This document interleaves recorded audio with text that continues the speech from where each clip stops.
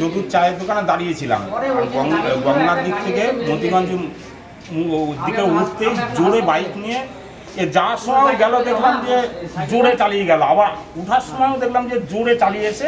ওই রাস্তার সাইডে দাঁড়িয়েছিল দোকানের সামনে, ওদের মধ্যে 4-5 জন ছিল, তার মধ্যে একজনকে এরকম উড়িয়ে নিয়ে চলে আসলো।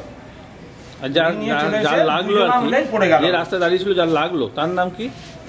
রাজু কর। তার বাড়ি কোথায়? তার বাড়ি জগন্নাথ মন্দিরের পিছনেই, মানে ওই ফিশারি পার হয়ে জগন্নাথ মন্দির।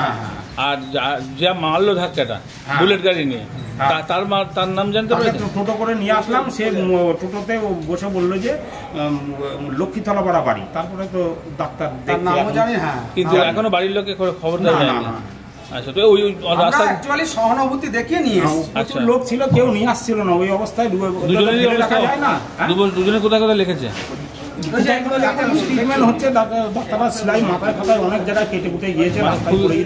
খুবই খারাপ অবস্থা নাকি?